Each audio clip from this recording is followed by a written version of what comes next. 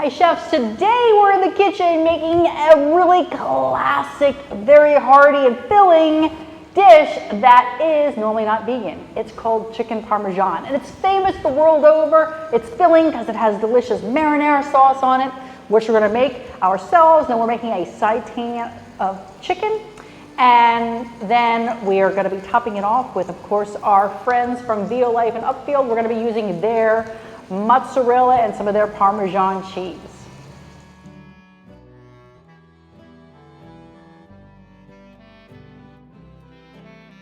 Now you can use any type of protein you like to recreate your chicken for your Parmesan, but the seitan has really taken the vegan world and plant-based world by storm, and it's something that packs a real punch of protein. Also, it has a lot of flavor. So you can buy it off the rack and use a seitan fillet, or you can make your own. And here today, we're making our own.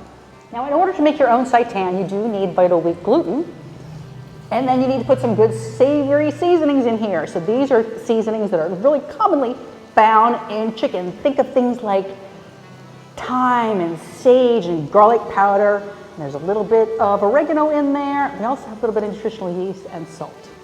Mix that with your water and then let your dough rest.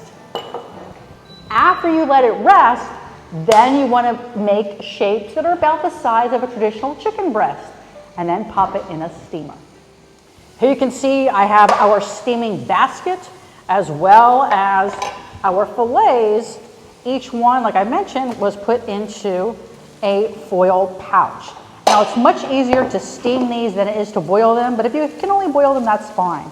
You can see each one, as I mentioned, is about the size of a nice small chicken fillet. Doesn't that look yummy?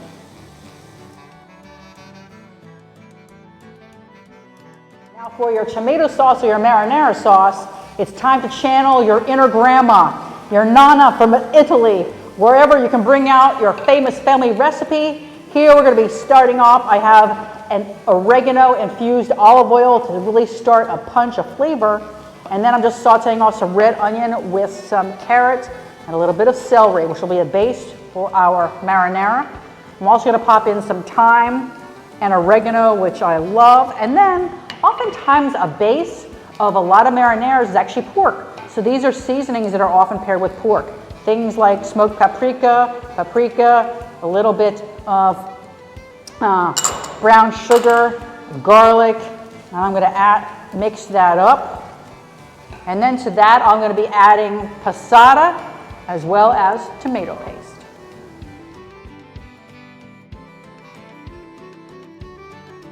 Now I've taken out one of those seitan chicken breasts and I sliced it up. I just want to show you how realistic and how lifelike and how chicken-like this becomes, both in color, texture, and of course, flavor. But we're not done there because now we're also going to be breading these and frying them. I've taken each one of my chicken cutlets. I've taken it out of the foil. Now, if they get too thick, go ahead and slice them in half. One of mine got a little too thick, so I just sliced it in half, no big deal. And then you just want to make your batter here, have your breadcrumbs, and then pop these in the fryer. So here, we'll do this one here.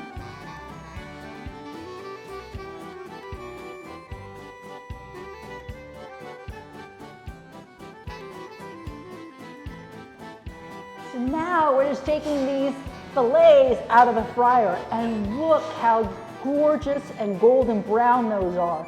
They're nice and slim like chicken cutlets, and they're going to be fantastic in our punch. We're going to be using two different types of our vegan cheeses today, both from Violife. Thank you, UPFIELD. So we have our mozzarella shreds. This also comes in slices, which are very handy. And look at this Parmesan. Isn't that incredible? And don't these look so authentic and classic, just like the traditional versions?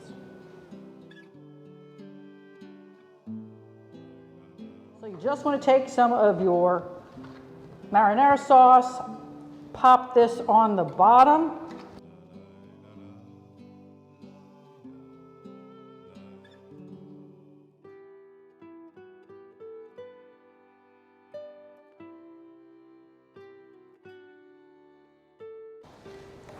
There's no right or wrong amount. totally up to you. Now, this cheese, I do find I like to put actually underneath my sauce, so I'm going to put more, a ton here, just layer this all up.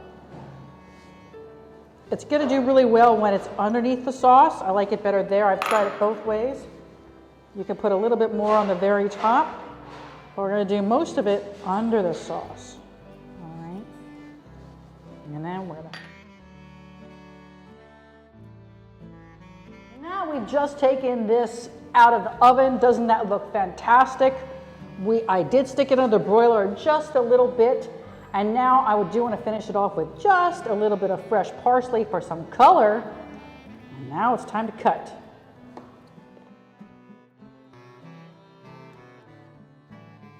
And now we've plated it. Isn't that gorgeous? And doesn't that look like traditional, authentic chicken Parmesan? Now we cut it. I'll show you the inside of this, the cross section. Look at that inside. So it's so traditional, so authentic. Chicken Parmesan. Delicious. I want more.